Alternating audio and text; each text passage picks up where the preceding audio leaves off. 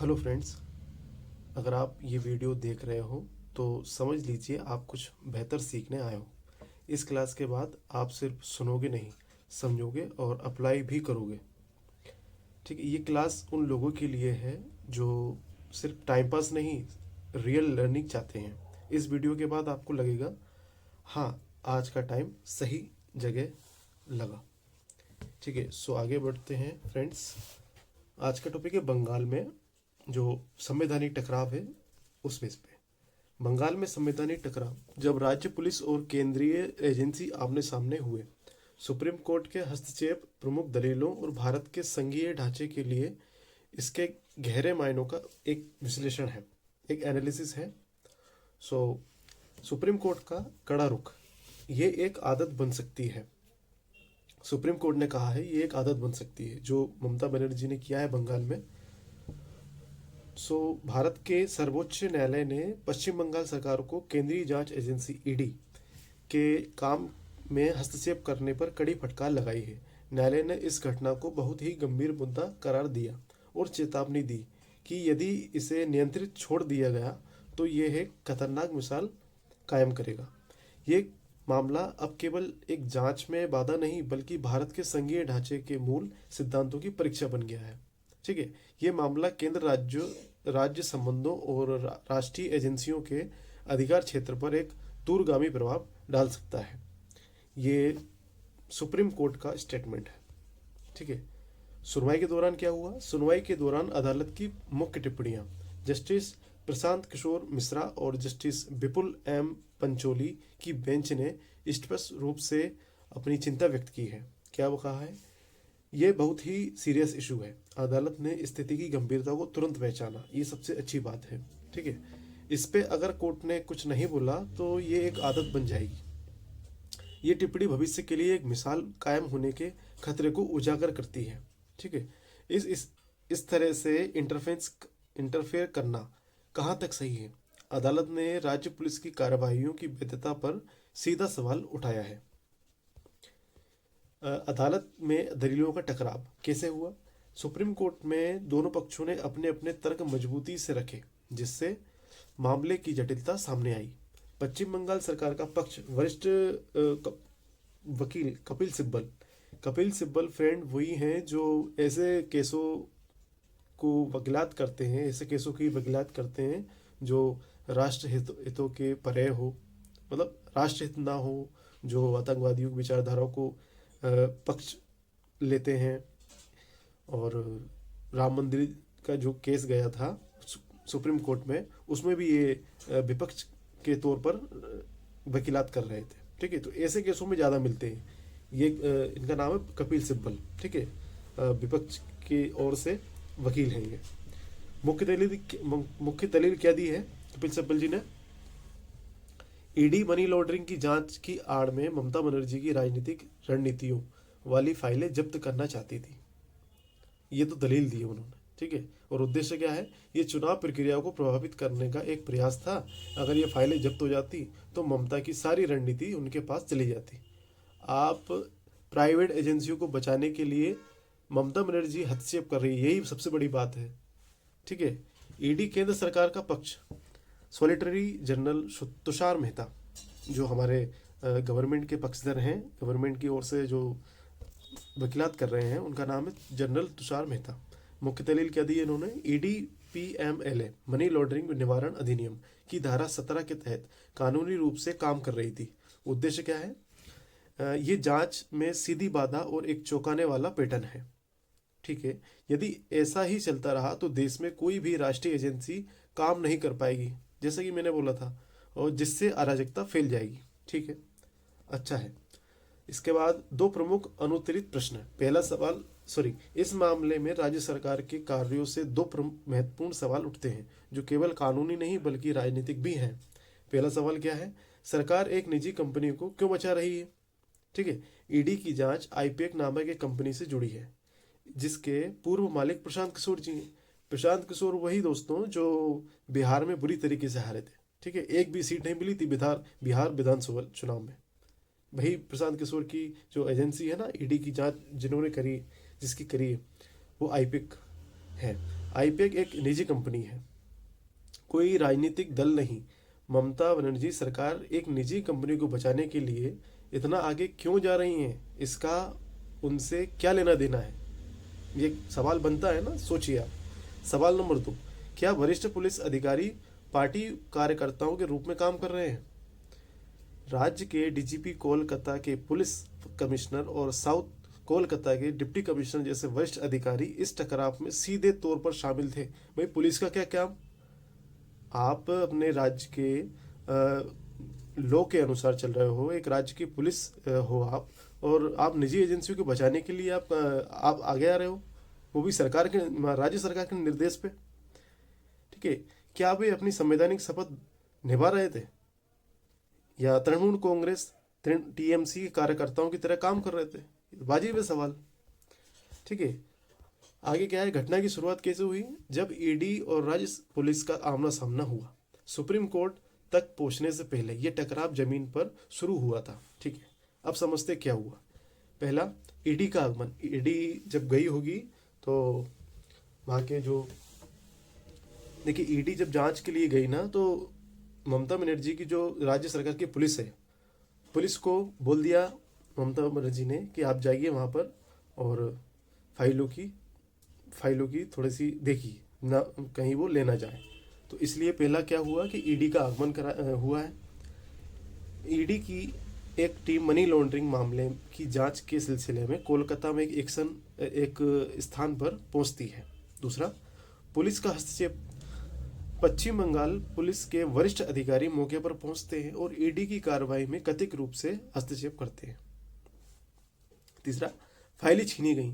आरोप है कि राज्य सरकार ने ईडी अधिकारियों के हाथ से जांच से संबंधित फाइलें और दस्तावेज छीन लिए। चौथा, कैमरे में कैद। यह पूरी घटना कैमरे में कैद हो गई, जो बाद में अदालत में एक महत्वपूर्ण सबूत बनी। और करिए ऐसे काम। ठीक है, न्यायिक प्रक्रिया में पहली बाधा, कलकत्ता हाई कोर्ट में गतिरोध। सुप्रीम कोर्ट जाने का निर्णय अचानक नहीं लिया गया। ईडी ने पहले राज्य के उच्च न्यायालय का दरवाजा खटखटाया, लेकिन वहां भी प्रक्रिया बाधित हुई। जो पश्चिम बंगाल की जो राज्य कोर्ट है, वहां पर भी उन्होंने जाकर न्यायालय का दरवाजा खटखटाया, लेकिन वहां प्रक्रिया बाधित हुई, नहीं होने दी, सुनवाई ही नहीं होने दी। तारीख 9 फरवरी, स्थान कलकत्ता हाई कोर्ट। घटना, जब मामले की सुनवाई शुरू होनी थी तो कुछ वकीलों ने अदालत कक्ष में भारी शोर शराबा और हंगामा शुरू कर दिया, ताकि ये जो कार्रवाई है वो होए ना, कार्रवाई रुक जाए। परिणाम क्या हुआ? हंगामे के कारण न्यायिक कार्रवाई नहीं हो सकी और इसे न्याय प्रक्रिया के एक सुनियोजित बाधा के रूप में देखा गया। इसके बाद ईडी को सुप्रीम कोर्ट का रुख करना पड़ा। अब चारा ही नहीं बचा सुप्रीम कोर्ट के अलावा, तो ओबियसली सुप्रीम कोर्ट ही जाएंगे ना, इतना बड़ा मुद्दा हुआ है। ठीक है, और इस स्लाइड में आप देख सकते हैं कि आपके जो मैंने पहले जो बताया था ना, कपिल सिब्बल जी, वो ये हैं। कपिल सिब्बल वरिष्ठ वकील पश्चिम बंगाल सरकार का प्रतिनिधित्व कर रहे हैं। ठीक है, ये हैं कपिल सिब्बल जी, देख लीजिए। और इन्हें तो आप जानते ही हैं, ममता बनर्जी मुख्यमंत्री ऑफ पश्चिम बंगाल। ठीक है, और तुषार मेहता जी हैं सोलिटर जनरल, ईडी केंद्र सरकार का प्रतिनिधित्व कर रहे हैं। और राज्य पुलिस के अधिकारी डीजीपी कोलकाता, पुलिस कमिश्नर और डिप्टी कमिश्नर साउथ कोलकाता प्रिय रंजन रॉय, जिन्हें सुप्रीम कोर्ट ने नोटिस जारी किया है। ओके, तो ये हैं सारे सूत्रधार। कानून और संविधान की नज़र में ये टकराव दो प्रमुख कानूनी प्रावधानों के इर्द गिर्द घूमता है, जो इस मामले की दिशा तय कर रहे हैं। देखिए, कानून और संविधान की नज़र में देखा जाए तो दो पहलू होते हैं। इसमें पहला पहलू अनुच्छेद 32 आर्टिकल 32। ये भारतीय संविधान एक मौलिक अधिकार है जो नागरिकों और इस मामले में एक एजेंसी को अपने अधिकारों के हनन पर सीधे सुप्रीम कोर्ट जाने की अनुमति देता है। आर्टिकल 32। ईडी ने इसी अनुच्छेद के तहत रिट याचिका दायर की, ये तर्क देते हुए कि राज्य पुलिस उनके कानूनी कर्तव्य के निर्वहन में बाधा डाल रही थी। और दूसरा पहलू क्या बनता है? पीएमएलए धारा 17, ये provision of money laundering act का प्रावधान है जो ईडी को तलाशी और जब्ती की शक्ति देता है। ईडी ने अपने कार्रवाई को इसी कानून के तहत वैध बताया, जबकि पश्चिम बंगाल सरकार ने इसे राजनीतिक बताया। देखिए आप, सुप्रीम कोर्ट की तत्काल कार्रवाइयां और नोटिस। सुनवाई के बाद सुप्रीम कोर्ट ने मामले को आगे बढ़ाने के लिए ठोस कदम उठाए और जवाबदेही तय की। नोटिस जारी किए, किस किस को किए? अदालत ने निम्नलिखित प्रतिवादियों को नोटिस जारी का जवाब मांगा है। पश्चिम बंगाल सरकार को दिया, पुलिस महानिदेशक डीजीपी को दिया, कोलकाता पुलिस कमिश्नर को दिया, साउथ कोलकाता के डिप्टी कमिश्नर प्रियरंजन रॉय को दिया। ये नोटिस सीधे तौर पर राज्य की प्रशासनिक और पुलिस कमिश्नरी को मामले में जवाबदेह बनाता है। ओके, एक मामला और कई कानूनी मोर्चे। देखिए, जो हमारे अमित शाह जी हैं, भारत के गृह मंत्री जी, वो इस मामले को गंभीरता से ले रहे हैं, इसलिए इन्होंने ये सब पूरा तैयार किया हुआ है। मुख्य टकराव क्या है? देखिए, सीबीआई की जांच भी हो रही है, ईडी कर्मचारी द्वारा व्यक्तिगत केस भी चल रहा है और ईडी द्वारा अलग से केस चल रहा है। ठीक है, सीबीआई की जांच की मांग। ईडी ने कलकत्ता हाई कोर्ट में एक अलग याचिका दायर कर पूरे मामले की जांच केंद्रीय जांच ब्यूरो सीबीआई से कराने की मांग की है। वहीं दूसरी ओर ईडी कर्मचारी द्वारा व्यक्तिगत केस। टकराव के दौरान ईडी के एक कर्मचारी ने अपने साथ हुए दुर्व्यवहार को लेकर एक व्यक्तिगत मामला भी दर्ज कराया है। वहीं तीसरी ओर क्या है? ईडी द्वारा अलग केस। ईडी ने अपने कामकाज में विघ्न उत्पन्न करने के लिए एक अलग केस भी फाइल किया है। तो ममता बनर्जी ने साफ ये निश्चित कर लिया है, जैसे मैंने थंबनेल में भी बताया है, कि ममता बनर्जी ने तय किया है कि पश्चिम बंगाल में बीजेपी ही आएगी। ये फाइनल हो चुका है, क्योंकि अब इन चीज़ों से कैसे बचेंगे ममता बनर्जी? और ममता बनर्जी नहीं, निर्ममता है वो। ठीक है, ये दर्शाता है कि केंद्रीय एजेंसी इस मामले को कई स्तरों पर आगे बढ़ा रही हैं। ओके, आगे क्या होगा? आगे मामले की अगली दिशा क्या है? सुप्रीम कोर्ट ने मामले की सुनवाई के लिए एक स्पष्ट समय सीमा निर्धारित की है। ठीक है, क्या किया है? 2 सप्ताह की समय सीमा। सभी प्रतिवादियों, पश्चिम बंगाल सरकार और पुलिस अधिकारियों को अपना जवाब देना, काउंटर एफिडेविट दाखिल करने के लिए 2 हफ्ता का समय दिया है। सिर्फ 2 हफ्ते का, 2 वीक ओनली।